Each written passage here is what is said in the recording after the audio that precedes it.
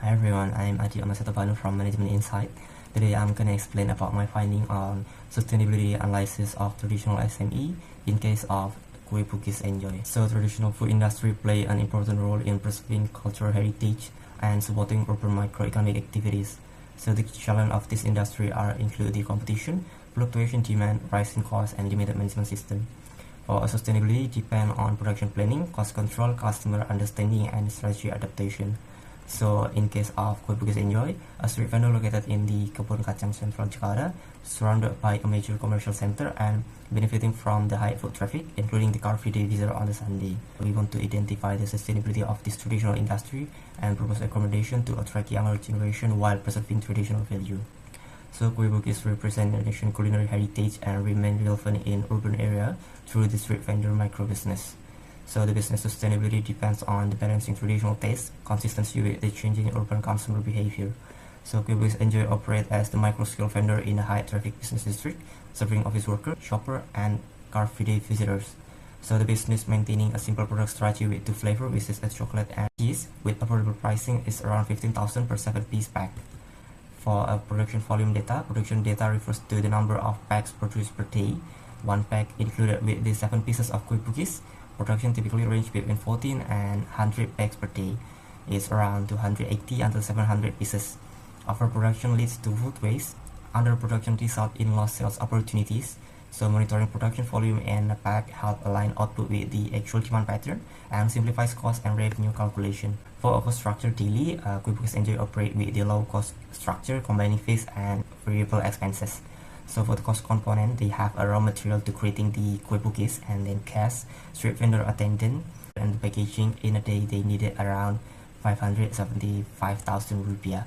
So the variable cost is like raw material and the packaging adjust with the production volume, reducing risk during the low demand.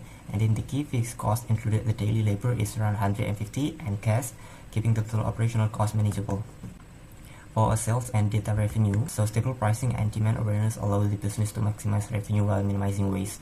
Sales data enable anticipation of demand fluctuation, supporting better production planning and waste reduction.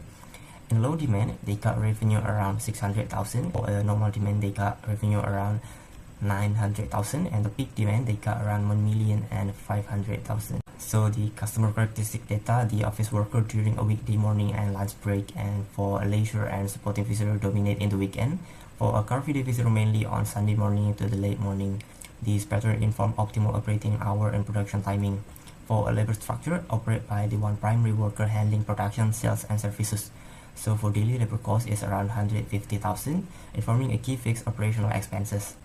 And for financial performance analysis, due to the dominance of variable costs, total expenses decline as sales volume decreases, reducing downside risk. For a low demand, the profitable with the estimation is around 44% profit margin, supported by flexible variable costs. For normal demand, they cut around the 60 packs, profitable improved to around 53%.